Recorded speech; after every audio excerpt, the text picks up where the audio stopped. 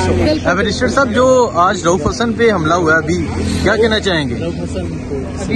अभी निजी टीवी के बाहर आ रहे थे तो नामालूम लोगों की तरफ से वेरी अनफॉर्चुनेट, मैं यही कह सकता हूँ। बिलो द बेल्ट तो पहले भी बातें हुई हैं। ये क्या है? ये साइफर का केस है, इद्दत निकाह का केस है, टिरियन का केस है।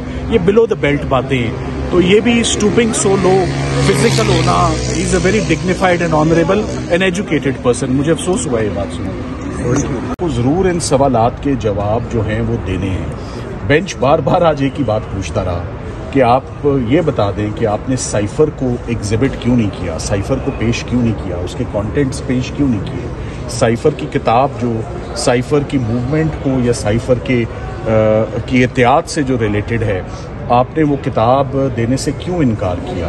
तो ये तो बेस्ट एविडेंस था। इस बेस्ट एविडेंस को विदहोल्ड कर ही नहीं सकती थी सरकार, इसको अपनी स्लीव्स में रख ही नहीं सकती थी। आज बार बार जज साहिबान पूछते रहे सरकार से कि आप ये बताएं कि ये जो कम्युनिकेशन जिसे आप कहते हैं कि हुई है, ये किस दुश्मन मुल्क के साथ इसको शेयर किया गया है और इससे क्या पाकिस्तान को नुकसान हुआ है या क्या किसी बैरूनी ताकत को इसका फ़ायदा हुआ है। तो किसी भी बात का कोई जवाब जो था वो नहीं था। आज से पहले 6 दिन ज़ाया किए गए लापरवाही और नेग्लिजेंस के चार्ज के ऊपर, और आज जो मेन इमरान खान साहब और शाह महमूद कुरैशी साहब को सज़ा सुनाई गई, आज मेन उस मुद्दे पर बहस होती रही और उनको कॉन्टीन्यूसली जो है वो डिफ़िकल्टी का सामना सरकार को वो करना पड़ा।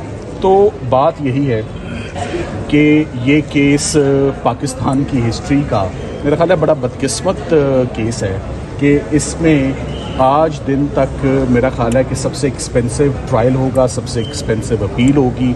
नेशनल एक्सचेकर का बहुत नुकसान हुआ है इस केस में, क्योंकि इस केस से पाकिस्तान का ना सिर्फ इमेज ख़राब हुआ है बल्कि अदालतों का वक्त भी ज़ाया हुआ है। ये फ्रिवलेस विक्सेशियस केस था और ये बरियत की तरफ बड़ी तेज़ी से बढ़ता हुआ मुझे नज़र आ रहा है एटलीस्ट, और मैं एक्सपेक्ट कर रहा हूँ कि कल इसमें दलाइल मुकम्मल हो जाएंगे दोनों पार्टीज़ के।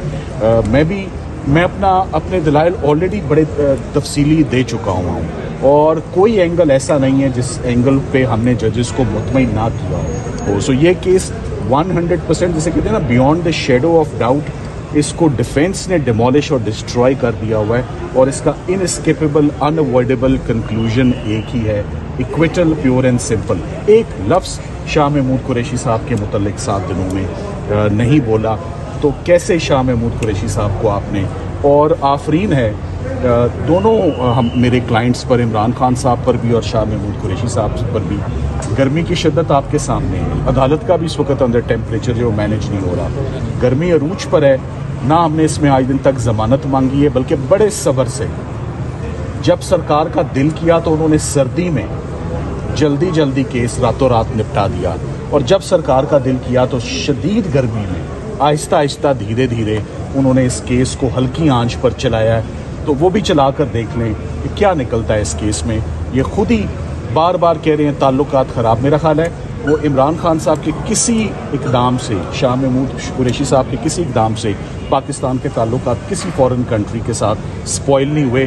सरकार बार बार इंसिस्ट कर रही है कि ख़राब हो गए हैं। मेरा ख्याल है आप शायद ख़राब कर दे, सरकार अपने इसरार पर हुए कोई नहीं। बैरिस्टर साहब, अब ये समझ लिया जाए कि कल ये केस कंक्लूड हो जाएगा, क्या उम्मीद करें? जी, मेरी ये दिली ख्वाहिश है कि ये केस कंक्लूड हो जाए, ना सिर्फ मेरी, अदालत में आने वाले हर शख्स की, मीडिया की, और मैं उम्मीद करता हूँ कि ये वो केस नहीं है इंशाल्लाह जिसमें अब जज साहिबान इसमें फ़ैसला महफूज रखें। आज जज साहिबान का जो रिएक्शन था कि आज उनको कुछ अच्छी बातें बताई जाएंगी, वो जिसे कहते हैं ना, save the best for the last, मगर कुछ भी नहीं था।